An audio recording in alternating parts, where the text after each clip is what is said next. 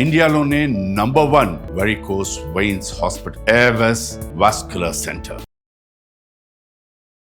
Suman TV ప్రేక్షకులందరికీ వరలక్ష్మి వ్రతం శుభాకాంక్షలు. అయితే ఈ వ్రత దినోత్సవం నాడు 9 రకాలు, 5 రకాలు, 3 రకాలు మన శక్తిని అనుసరించి ప్రసాదాలు నైవేద్యాలు సిద్ధం చేసుకుని పూజ చేసుకుంటాం. ప్రసాద నివేదన అయిన తర్వాత కథ వినడానికి సిద్ధమవుతాం.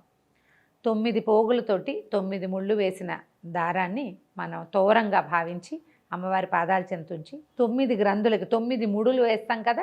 ఈ 9 ముడులకి ఒక్కొక్క నామం చెప్తూ తోర పూజ చేసుకుంటాం. కొన్ని గృహాల్లో తోర పూజ పద్ధతి ఉంటుంది, కొందరిళ్లలో ఉండదు. తోర పూజ ఉన్నవాళ్ళు తోరాన్ని పూజించుకుని అమ్మవారికి ఒకటి సమర్పించి రెండో తోరాన్ని మన చేతికి కట్టుకుని ఈ కథ వినాలి. అక్షింతలు చేతితో పుచ్చుకుని కథ వినటానికి సిద్ధం కండి. ఈ అక్షతలని మనం కథ అయిన తర్వాత అమ్మవారి మీద కొన్ని వేయటం, తర్వాత మన మీద వేసుకుని పిల్లలు ఇంట్లో పెద్దవాళ్ళు మగవాళ్ళు వాళ్ళందరికీ కూడా అక్షంతలు వేస్తే కథ విన్న ఫలితం లభిస్తుంది. కథ విందాం. పూర్వము శౌనకాది మహర్షుల్ని ఉద్దేశించి సూత మహాముని ఇలా చెప్పారు. మనం మొత్తం పురాణాల కథలన్నిట్లలోనూ కూడా సూత మహాముని శౌనకాది మునులకు చెప్పినట్టుగా ఉంటుంది. వారు ఇంకో చోట విని మనకు చెప్తారనమాట. ఈ కథని మనం విని ఇంకొకరికి చెప్పాలన్నదే ఉపదేశం ఇందులోది. అయితే ఏం చెప్తున్నారంటే, మునులారా, స్త్రీలకు సౌభాగ్యాన్ని ప్రసాదించే ఒక వ్రతాన్ని పరమేశ్వరుడు సాక్షాత్తు పార్వతీదేవికే ఉపదేశించారు. లోకోపకారం కోసం ఆ వ్రతాన్ని గురించి మీకు తెలియచేస్తాను, శ్రద్ధగా వినమన్నారు. పూర్వం ఒకనాడు పరమేశ్వరుడు తన సింహాసనం మీద కూర్చునుండగా నారద మహర్షి ఇంద్రాది దిక్పాలకులు స్తుతి స్తోత్రాలతోటి వారిని కీర్తిస్తున్నారు. ఆ మహత్తర ఆనంద సమయంలో పార్వతీదేవి పరమేశ్వరుని ఇలా అడిగింది. ప్రాణేశ్వర, మానవలోకంలో వీళ్ళు మర్త్యులు మరణించేవారు. మరణించే లోపల వారు ఏదో ఒకటి పూజా పునస్కారము సంధ్యా సాందనము ఏదో ఒకటి చేసుకోవాలి. స్త్రీలు చాలా రకాల పనులతోటి అలసి సొలసి ఉంటారు. అలాంటి వాళ్ళకి ఇబ్బంది లేకుండా తేలికగా లక్ష్మీ సౌభాగ్యాన్ని కానీ సౌభాగ్యవతి సౌభాగ్యాన్ని కానీ పొందాలంటే ఎలాంటి వ్రతాన్ని చేయాలి అని పార్వతీదేవి మన కోసమే, మానవుల కోసం పరమేశ్వరుని అడిగిందట. ఆ సమయంలో పరమేశ్వరుడు ఏం చెప్పాడట, పుత్రపౌత్రాభివృద్ధిగా ఉండడానికి, తర్వాత అఖండ సౌభాగ్యవతిగా ఉండడానికి, దాంతోపాటుగా సంపదలు కూడా వృద్ధి చెందడానికి సులువైన వ్రతం ఒకటి ఉన్నదని, సకలైశ్వర్యాలు కలిగి ఉండాలంటే ఇది చేయాలన్నారు. ఇది ఎలా చేయాలట, శ్రావణ మాసంలో పౌర్ణమికి ముందొచ్చే శుక్రవారం నాడు ఈ పూజ చేయాలని చెప్పారు. చెప్తే అప్పుడు పార్వతీదేవి అడిగిందట, ఇలాంటి వ్రతాన్ని ఇంతకుముందు ఎవరైనా చేశారా? దానివల్ల తమరు సెలవిచ్చినటువంటి అన్ని సౌభాగ్యాలు పొందిన వాళ్ళు ఎవరైనా ఉంటే వాళ్ళని గురించి చెప్పమంది. అప్పుడు ఈయన చారుమతీదేవి కథ చెప్పారు. కథ చిన్నది కానీ ఇందులో మనం తెలుసుకోవాల్సిన చాలా విషయాలు ఉన్నాయి. పూర్వం మగధ దేశంలో కుండినం అనే ఒక నగరం ఉండేది. ఇది చాలా అందమైన నగరము, బహుజనులు నివసించే ప్రాంతమట. అయితే ఈ ప్రాంతంలో చారుమతీదేవి అని ఒక సాధ్వి ఒక ఆవిడ ఉండేది. ఈవిడ చాలా సద్గుణ సంపన్నురాలు, చాలా బుద్ధిమంతురాలు. భర్తని అత్తమామల్ని విశేషంగా సేవించేది. ఇంటికి వచ్చిన అతిథి అభ్యాగతలు సేవ చక్కగా చేసేది. లోకోత్తరమైన గుణాలు కలిగినటువంటి సాధ్వి. అయితే ఒకనాటి రాత్రి ఆమెకు స్వప్నంలో లక్ష్మీదేవి కనపడిచిందట.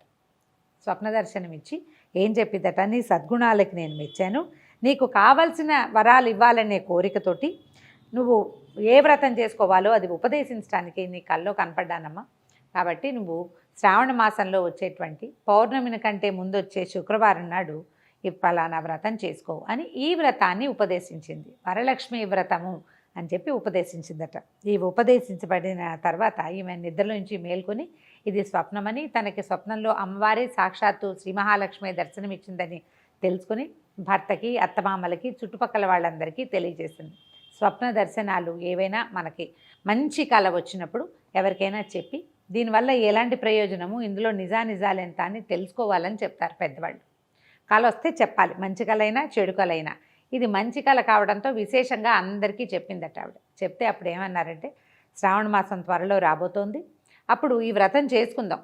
అమ్మవారి స్వప్న దర్శనంలో చెప్పినట్టుగానే ఏదైనా శుభం చేకూరుతుందేమో, ఒకవేళ చేకూరినా చేకూరకపోయినా వ్రతం చేయటం అనే అద్భుతమైన వ్యవహారమైనా సాగుతుంది కాబట్టి చేద్దామనుకున్నారు. ఆ తర్వాత ఆవిడ ఏం చేశారట, 2-3 నెలల తర్వాత శ్రావణ మాసం వచ్చింది. ఆవిడ తన భర్త ప్రోత్సాహంతో పట్టణంలో ఉన్నటువంటి స్త్రీలందరికీ కబురు చేసిందట. ఈ రోజున అమ్మవారు వ్రతం చేసుకోమని ఆదేశించింది కాబట్టి ఎవరెవరి గృహాలలో వాళ్ళు వ్రతాలు చేసుకోండి, మా ఇంటికి రాగలిగిన వాళ్ళు రండని చాటింపులాగా ఒక పేరంటానికి పిలుపు చేశారనమాట. ఆమె ఇంటికి చాలామంది ఆమె యొక్క బంధువులు, స్నేహితులు, తెలిసిన వారు, చుట్టుపక్కల ఇళ్లల్లో వాళ్ళు అందరూ వచ్చారు. వచ్చిన తర్వాత వీళ్ళు ఏం చేశారట, ఈ గృహంలో ఒక పరిశుద్ధమైన ప్రాంతాన్ని ఎన్నుకొని ప్రదక్షిణకి వీలుగా ఉండేటట్టుగా చతుర్మధ్యంగా ఉండే ప్రాంతంలో గోమయంతో చక్కగా అలికి 5 రకాల రంగులతోటి ముగ్గులు పెట్టి తర్వాత పంచపల్లవాలతోటి కలశాన్ని ఏర్పరిచి అమ్మవారు వరలక్ష్మీదేవిని కలశంలోకి ఆవాహన చేసి అత్యద్భుతంగా మేళతాళాలతోటి పురోహితుల సహకారంతో వరలక్ష్మీ వ్రతం చేసుకున్నారట. వ్రతం అనగా ఏమిటి? పూజ ఒక విధానం ప్రకారం చేయటం. ముందు వెనకలుగా పువ్వులో పళ్ళో సమర్పించడం కాకుండా షోడశోపచార విధానంతో 16 ఉపచారాలతోటి లక్ష్మీదేవిని సేవించటం. ఈ సేవ సక్రమంగా జరిగేసరికల్లా పూజ అంతా పూర్తయిపోయింది. తర్వాత నివేదనలు జరిపారు. తర్వాత అమ్మవారిని పెట్టినటువంటి ఈ కలశానికి ప్రదక్షిణ చేయమన్నారు. ఈ పట్టణంలో ఉన్న స్త్రీలు చారుమతి దేవితో సహా లేచి నిలబడి ఈ అమ్మవారి కలశం చుట్టూతా ప్రదక్షిణ చేయబోయారట. మొదటి ప్రదక్షిణ చేయగానే ప్రదక్షిణ చేస్తున్న స్త్రీలందరికీ కూడా చేతులకి, పాదాలకి ఎన్నో రకాల స్వర్ణాభరణాలు వచ్చినాయట. ఆశ్చర్యపోయారు. అమ్మో, అమ్మవారి అనుగ్రహం ఇట్లా కనపడుతోంది అనిపించింది. మళ్ళీ రెండో ప్రదక్షిణ చేయగానే వీళ్ళ ఇళ్ళు ఎవరెవరైతే ఇక్కడ ప్రదక్షిణ చేస్తున్నారో ఆ అందరి గృహాలు కూడా ధన కనక వస్తువాహనాలతోటి నిండిపోయినాయట. మూడో ప్రదక్షిణ చేసేసరికల్లా ఆ ప్రాంతం అంతా కూడా బంగారు కాంతులతోటి చాలా ప్రకాశవంతంగా మారిపోయిందట. ఈమె ఇంటికి, చారుమతి దేవి ఇంటికి వచ్చారు వాళ్ళందరికీ కూడా వాళ్ళ గృహాల నుంచి రకరకాల బళ్ళు, అశ్వాలు కట్టినవి, ఏనుగులతోటి, తర్వాత పల్లకీలు, చిన్న చిన్న రథాలు, అట్లా అన్నీ వచ్చినాయట వాహనాలు వాళ్ళని తీసుకెళ్ళడానికి.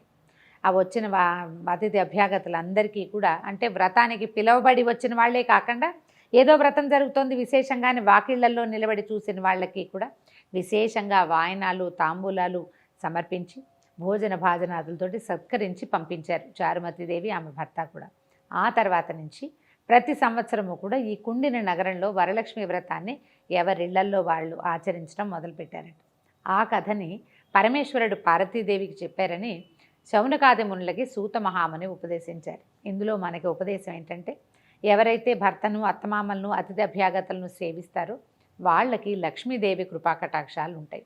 ఏదైనా శుభం, మంచి వ్రతము, పూజ చేసుకునేటప్పుడు మన ఇంట్లో మనమే చేసుకోకుండా నలుగురిని పిలిచి అందరికీ కూడా ఈ అమ్మవారి ప్రసాదాన్ని పొందే అవకాశాన్ని కనుక ఇస్తే మనకి మరుసటి సంవత్సరం మరింత బాగా చేసుకునే అవకాశం లభిస్తుందని ఈ కథ ద్వారా మనకి ఉపదేశం తెలుస్తుంది.